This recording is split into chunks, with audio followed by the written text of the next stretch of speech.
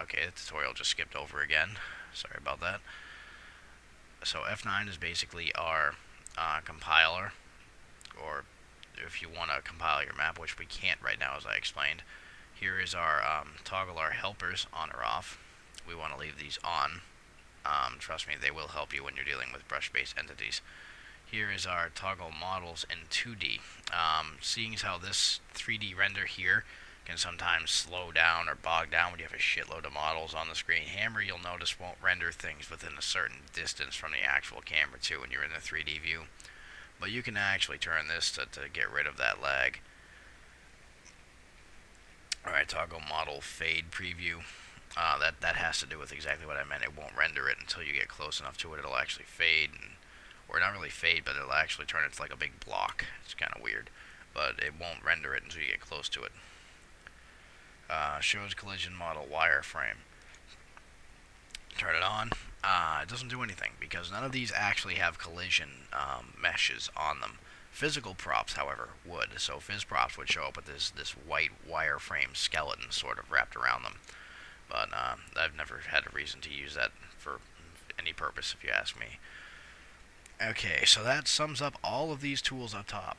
Now that that's all completed, what I'm going to do is I'm going to teach you how to create your first map. Hooray! We're going to do a first map. I know, exciting, isn't it? Alright, sorry I wasn't zoomed in up there, but I'm sure you could figure these out one by one. Just scroll over them and hold the thing, the little mouse over it until the little information tab shows up, and it will explain to you basically what it is. Alright, so for this, we're going to have to create our own map. I'm still in ignore groups, so I'm going to turn ignore groups off. I'm going to delete this guy, and I'm going to break this group, like that. You don't have to follow along with me, you can just create a whole new brush. I'm just getting rid of these to simplify the process here. Alright, now, oh, god damn it.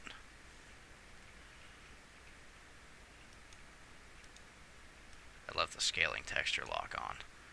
Got all screwed up. I want my floor to look pretty, not ugly.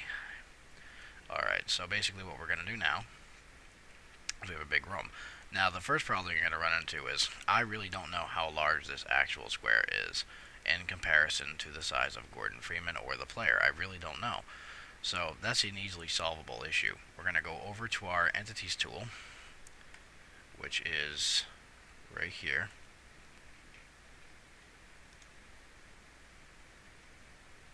Once I zoom in, you can see the entities tool there. So we're going to, sorry, I had to go kill that compile thing. Now, when I click anywhere, you're going to instantly see a little Gordon Freeman. Let me get in front of him. This is called an info player start, or the visual representation. Now, if I go back to my selection tool, I can double click on him and that will bring up his properties. With his properties selected, I can actually see the class of entity, which is info player start. As you can see, there are a ridiculous amount of entities.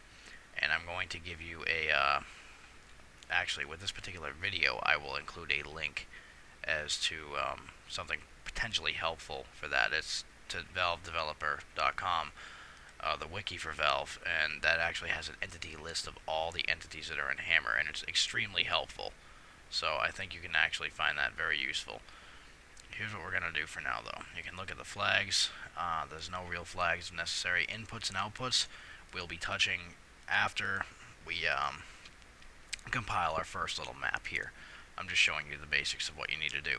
So you can actually exit out of his properties. We don't need that anymore, but now you notice that we now have a reference to how big Gordon actually is. So you can see that our room is actually quite massive.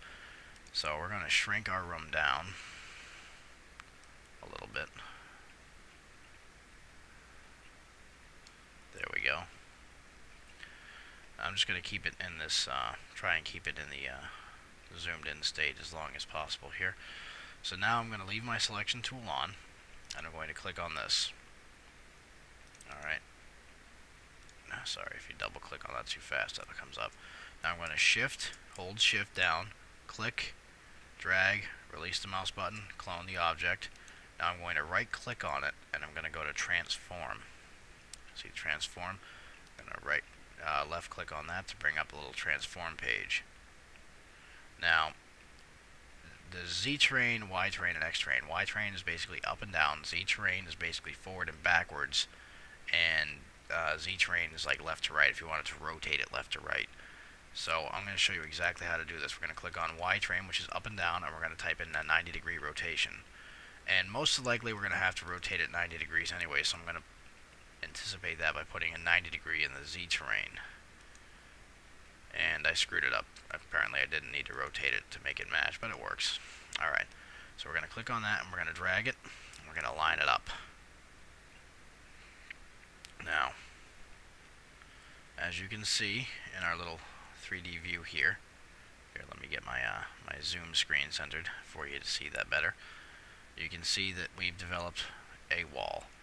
Of course, these objects are rather thick, so what I'm going to do is I'm going to go up to my grid, and I'm going to decrease my grid count.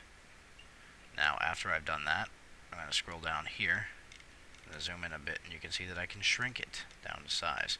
Now, that's still about 32, which is rather large, so I'm going to shrink my grid down one more time.